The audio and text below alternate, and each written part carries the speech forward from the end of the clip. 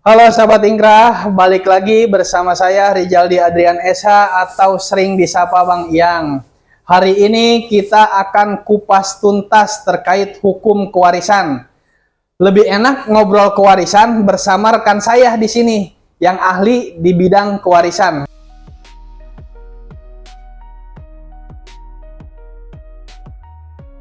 Bersama Bang Herman. Gimana Bang Herman? Sehat Bang Herman? Halo Kang Yang, sehat.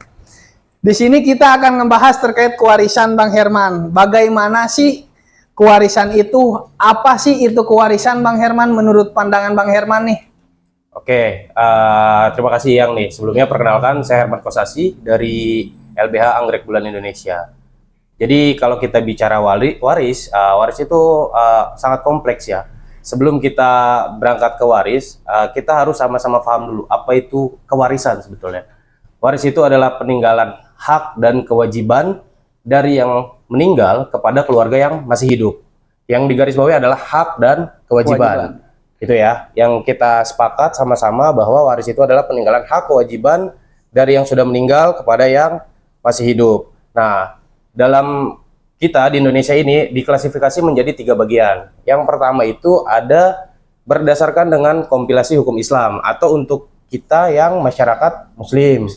Kemudian yang kedua itu ada dari Burgerlich Wetboek atau dari Kitab Undang-Undang Hukum Perdata. Itu biasanya digunakan untuk teman-teman yang non-Muslim. Kemudian yang ketiga itu ada dari adat. Contohnya ada di teman-teman kita yang di Minang, karena di sana matrilineal. Biasanya harta pusaka atau maaf kalau saya salah sebut, atau harta pusakanya itu diwariskan kepada yang terah perempuan. Seperti itu, Bang Yang. Jadi kewarisan itu terbagi-bagi Bang ya? Nah, itu tadi ada berapa Bang? Ada 3 ya. Dari pertama? Diklasifikasikan menjadi 3. Yang pertama itu kompilasi hukum Islam untuk kita yang mayoritas Muslim. Kemudian ada kitab Undang-Undang Hukum Perdata atau BW, Burgerlich Wetboek. Itu biasanya untuk yang non-Muslim. Ada juga itu hukum adat yang mengatur. Yang tadi kita bilang dari teman-teman Minang itu ada matrilineal. Dia lebih mengarah ke jalur perempuan. Harta pusakanya ditinggalkan ke yang perempuan, seperti itu. Jadi gini Bang, saya ada pertanyaan. Mungkin kawan-kawan di sini juga menanyakan ya terkait contohnya seperti ini Bang. Di keluarga Muslim ada salah satu ahli waris atau anak dia murtad tuh Bang atau keluar dari Islam. Bagaimana sih Bang itu pembagian kewarisannya seperti apa dia Bang? Oke, langsung eksplisit nanya ke sana ya. Jadi ketika di dalam satu keluarga ada yang murtad atau dia pindah agama, yang semula dia adalah Muslim, secara undang-undang atau secara kompilasi hukum Islam itu dia terhijab atau dia tertutupi warisnya. Karena pertama kita harus bahas dulu apa sih sebab musabab terjadinya waris. Yang pertama itu adanya harta peninggalan. Kemudian yang kedua adanya orang yang meninggal atau dalam istilah di pengadilan kita sering sebut pewaris. Kemudian yang ketiga adanya ahli waris gitu. Ketika 3 unsur ini sudah terpenuhi, maka bisa terjadi waris tersebut. Gitu. Beda antara kompilasi hukum Islam dengan kitab Undang-Undang Hukum Perdata. Dalam kompilasi hukum Islam, hutang itu tidak termasuk di dalam waris, tapi kita di dalam kitab Undang-Undang Hukum Perdata, hutang itu bisa diwariskan, tapi kita bisa menolak dengan kita mengajukan permohonan ke pengadilan untuk pelepasan hak dan kewajiban. Jangan mau enaknya doang nih Bang Yang, haknya mau tapi kewajibannya tidak ditunaikan, seperti itu. Nah itu di dalam hukum kita diatur seperti itu. Nah berangkat dari tadi pertanyaan Bang Yang, bagaimana jika keluarga non-Muslim, keluarga Muslim yang mewarisi non-Muslim, atau maaf terbalik mungkin, bagaimana anggota keluarga non-Muslim dalam kewarisan keluarga Muslim. Jadi begini, ketika kita bicara Muslim itu dia secara hukum itu terhijab. Apa itu terhijab? Tertutup karena dia murtad. Salah satu yang menghalangi waris adalah dia membunuh si pewaris, kemudian yang lainnya adalah murtad, keluar dari agama Islam. Tapi hukum kita ini tidak kaku, Bang Yang. Gimana tuh Bang? Nah, kita punya jembatan yang mana di sini ada yang namanya wasiat wajibah. Wasiat wajibah kalau kita berkaca dari kitab-kitab fikih klasik, contohnya dalam negara-negara Islam seperti Mesir, wasiat wajibah ini digunakan untuk cucu yang terhijab oleh paman. Jadi si kerabat ya, bukan kerabat, si saudara kandungnya ini meninggal terlebih dahulu, kemudian dia meninggalkan keturunan atau anak. Nah, ini itu mendapatkan wasiat wajibah. Nah, kita ambil dari sana. Jadi sistem hukum kita itu berkaca dari sana. Jadi wasiat wajibah itu dimodifikasi untuk menjembatani, yang mana tadinya non muslim itu dalam keluarga muslim tidak mendapatkan hak atau waris. Tapi di dalam jurisprudensi itu bisa dialihkan kepada wasiat wajibah, dijembatani oleh wasiat wajibah. Jadi wasiat yang wajib, wasiat wajibah, wasiat yang wajib diberikan, dikeluarkan sebelum harta ini bersih. Jadi seperti itu Bang Yang. Jadi bisa dijembatani oleh wasiat wajibah. Wasiat wajibah nih Bang, menarik juga kita ngebahas terkait wasiat wajibah ya Bang ya. Wasiat wajibah itu seperti apa Bang? Apakah harta itu diserahkan kepada, contoh, saya nih memiliki harta, akan tetapi bating-bating ya, anak saya murtad segala macam. Nah, saya ngasih wasiat itu apakah secara cuma-cuma atau secara tertulis Bang? Nah, kalau kita bicara wasiat wajibah, itu biasanya penetapannya oleh pengadilan, hakim pengadilan. Wasiat wajibah ini bisa mengcover, yang pertama itu, ketika anak kita murtad, itu bisa mengcover itu. Dikeluarkan dulu wasiatnya untuk sebagai waris. Kemudian wasiat wajibah ini juga mengcover untuk anak angkat yang tidak punya hak waris dari keturunan si pewaris. Karena waris itu ada beberapa tahapan ya, ada beberapa tingkatan. Yang mana di situ ada keturunan langsung atau dawil arham, di situ secara garis keturunan, atau dia sababiyah. Jadi ketika di dalam muslim, ketika suami menikah dengan istri, itu terjadi sababiyah pernikahan tersebut, jadi itu berhak saling waris mewarisi. Seperti itu Bang Yang. Jadi ketika dia non muslim, itu bisa dimasukkan ke dalam wasiat wajibah. Dan wasiat wajibah itu prosedurnya kita mengajukan ke pengadilan agama. Nanti berdasarkan penetapan dari majelis hakim bahwa si prinsipal itu mengajukan wasiat wajibah, baru kita bisa tunaikan, seperti itu. Jadi gini Bang, ada waris, ada wasiat wajibah. Untuk pembagiannya seperti apa Bang? Apa bisa disamaratakan atau hanya berapa persennya gitu Bang? Pandangan Abang seperti apa ini Bang? Jadi gini, ketika dia bicara wasiat wajibah, berarti dan waris ini dua hal yang berbeda. Waris itu ditunaikan ketika si harta ini sudah bersih. Bagaimana harta ini bisa bersih? Tadi pertama, hutangnya diselesaikan terlebih dahulu. Kemudian yang kedua, ada biaya pemulasaraan jenazah. Dan yang ketiga, wasiatnya dikeluarkan dulu. Jadi maksimal itu 1/3. Seperti hibah, dia tidak boleh melebihi 1/3 dari total keseluruhan si harta tersebut. Gitu. Jadi sebetulnya kalau kita bicara waris ya, enaknya sih kita bicara secara kekeluargaan, secara kekerabatan. Jadi kalau kita bicara bagian, itu sudah saklek menurut hukum. Tapi ketika kita bicara kekeluargaan, itu bisa diporsikan secara apa namanya ya?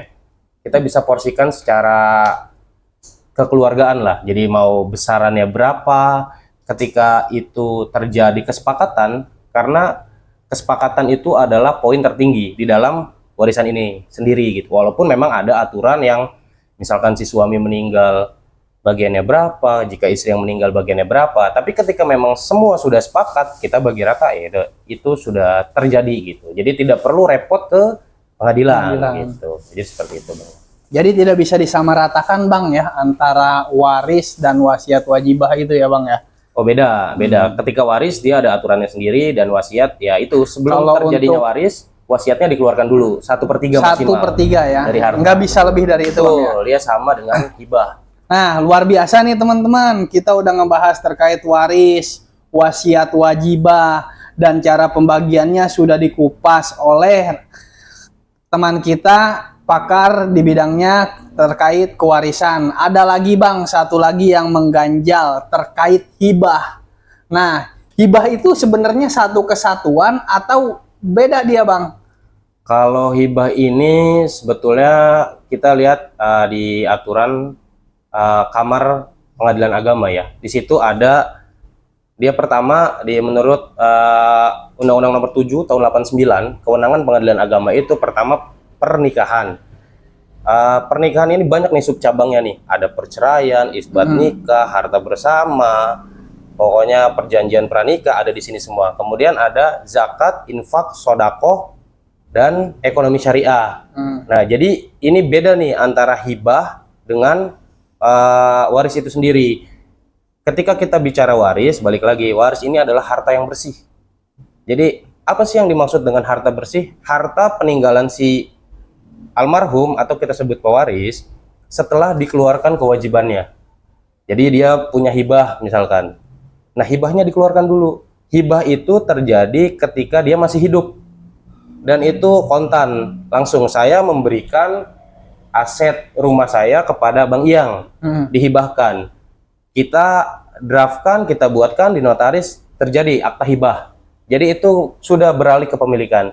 Sedangkan waris itu terjadi setelah sayanya meninggal.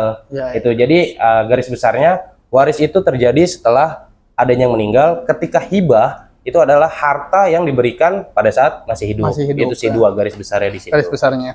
Beda lagi terkait wasiat wajibah ya Bang ya. Kalau wasiat wajibah itu otomatis ketika kita memberikan aset, akan tetapi aset tersebut bisa diberikan ketika orang tersebut telah meninggal Bang ya. Betul begitu apa gimana Bang? Kalau wasiat wajibah agak keliru nih. Jadi kalau wasiat wajibah itu gini, konteks dari wasiat wajibah itu untuk melindungi hak si ahli waris ketika memang dia terhalang oleh satu aturan.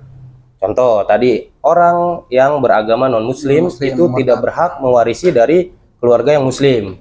Nah, dilindungilah itu haknya. Keluarlah jurisprudensi, keluarlah aturan bahwa ini kita buatkan wasiat wajibah. Jadi si anak itu tetap anak, karena yang namanya darah itu nggak bisa kemana-mana gitu.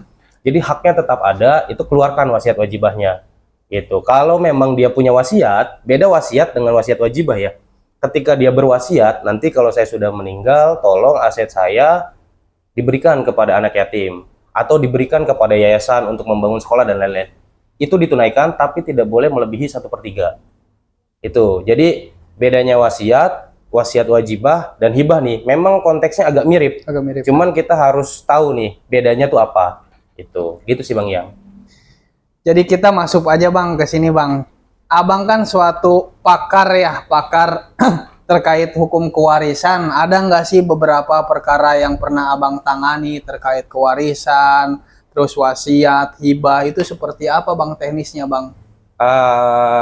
Ada beberapa case, tapi sebelumnya saya koreksi dulu ya. Saya bukan pakar, karena saya juga masih sama-sama belajar. Di sini kita kalau memang pelaku praktisi, betul saya praktisi.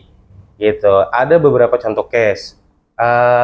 Kemarin itu ada, oh ini banyak ya Bang Yang ya. Kalau kita mau salah satunya lah Bang, salah satunya kasus lah. nih. Ada memang yang dia itu taruhlah si A dan si B.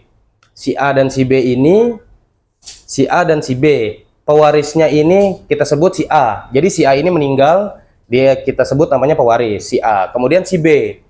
Si B ini dia non-muslim. Si B non-muslim. Jadi si A dan si B, dia tidak punya keturunan, orang tuanya sudah meninggal, dan dia cuma punya satu adik. Nah, adiknya ini non-muslim. Gitu. Sedangkan si A ini punya istri. Nah, istrinya ini keluarganya muslim semua. Agak sedikit agak sedikit bersinggungan. Karena dia tetap bersikukuh, kamu nggak dapat bagian karena kamu non-muslim. Gitu. Kebetulan ketemu dengan kami di sini di LBH Anggrek Bulan Indonesia, dan alhamdulillah ketemu win solutionnya. Kita tidak sampai jadi ke pengadilan.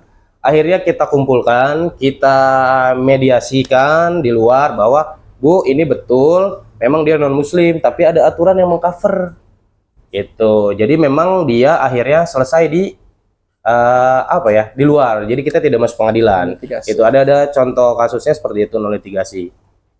Gitu sih Bang Yang. Terus ada juga yang memang kita ke pengadilan itu terkait dengan ahli waris pengganti tadi. Kalau di dalam kitab fikih klasik itu kita kenal dengan wasiat wajibah, sedangkan di Indonesia diterapkannya sebagai ahli waris pengganti. Gitu. Ada satu case atau satu kasus, dia orang tuanya meninggal terlebih dahulu. Jadi ada satu keluarga, 5 bersaudara, ayahnya adalah anak pertama, ayahnya sudah meninggal terlebih dahulu. Nah, sisa punya adik-adiknya nih 4. Adik-adiknya ini menjual aset keluarga tanpa pengetahuan si ayah ini nih, karena kan ayahnya sudah meninggal. Karena dia punya anak laki-laki 2 orang, dianggap masih kecil, jadi dia nggak dikasih tahu nih. Nah, akhirnya terbitlah penetapan ahli waris tanpa adanya si ayah ini. Jadi dia ini mengesampingkan si ayah. Nah, kemudian ya masuknya ke pengadilan gugatan waris gitu. Kita bisa upayakan hak tersebut gitu. Gitu sih Bang Yang. Jadi di Lembaga Bantuan Hukum Anggrek Bulan Indonesia itu tanpa harus jalur persidangan pun bisa ya Bang ya, ketika kita emang sepakat didiskusikan atau dinasehati. Seperti apa Bang teknisnya Bang? Kalau di kami ya, kami sebagai praktisi, sebetulnya kalau saya pribadi ya, siapa sih yang mau capek ke pengadilan Bang Yang? Betul. Pertama kita antri sidang, kita buang-buang daftar waktu dulu, Bang ya. buang-buang. Luar Kalaupun biasa. memang ini bisa selesai di lapangan atau kita bisa mediasi, itu lebih baik. Kita cari win-win solution-nya. Ketika memang klien kita gitu sebagai pihak yang konsultasi dengan kami itu dirugikan, kita kasih tahu, Pak, bahwa Bapak porsinya itu segini. Ketika Bapak merasa dirugikan, Bapak terima atau tidak?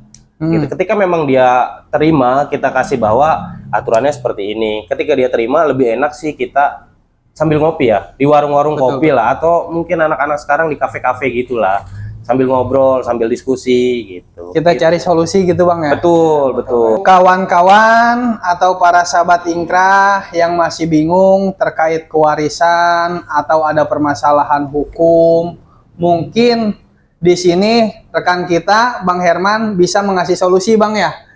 Ya, kurang lebihnya mudah-mudahan ketemu solusinya dengan kami dan tim.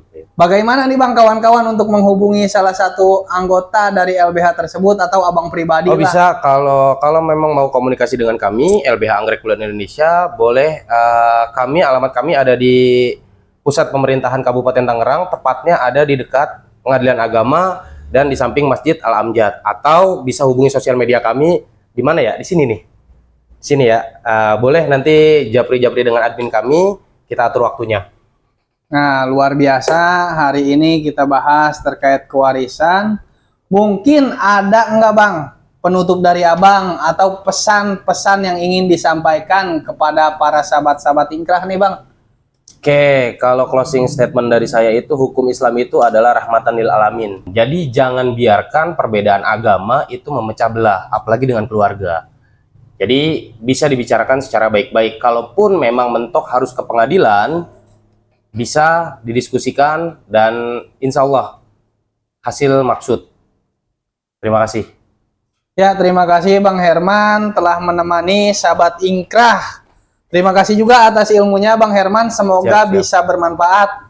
Siap. Terima kasih juga Bang Yang udah diundang sini. Ya, mungkin itu aja kawan-kawan ya yang kita bahas terkait hari ini. Kurang lebihnya mohon dimaafkan. Billahi taufiq wal hidayah. Wassalamualaikum warahmatullahi wabarakatuh. Silakan minum Bang Herman. Waalaikumsalam warahmatullahi wabarakatuh.